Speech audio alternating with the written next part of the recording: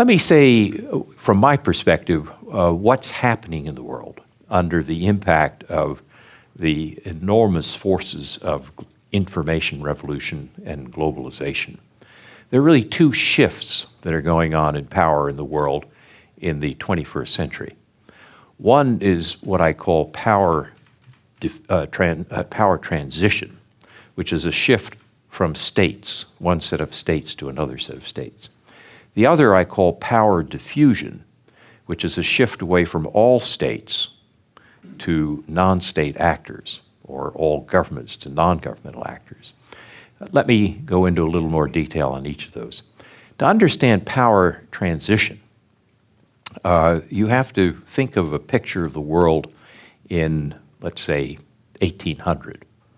If you noticed what proportions there were at that time, you'd see that roughly half, a little over half of the world's population was in Asia, and about half of what the world made, the world's product, was in Asia.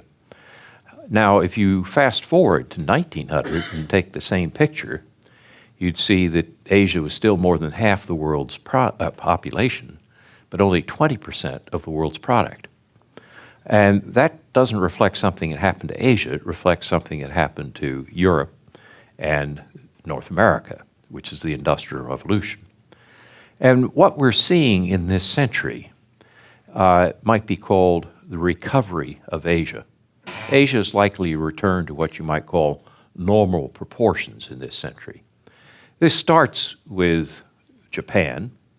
It moves on to South Korea. It then goes to many of the Southeast Asian countries, Singapore, Malaysia, and so forth. Now it's very much focused on China with its 10% annual growth rates. And soon it'll be focused even more on India.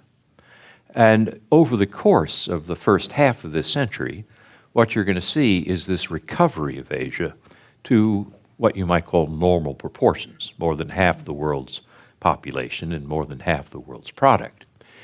But sometimes people call this simply the rise of China. But it's much more than just the rise of China. It's really the recovery of Asia as a whole. Or another way of thinking about it is, after the Industrial Revolution, you could say that the center of the world economy was in the Atlantic Ocean. And in this century, the center of the world economy is likely to be in the Pacific Ocean. That meaning that the Americans participate in both ways, but the shift is really from west to east. And that's a very important shift that we're going to have to come to terms with.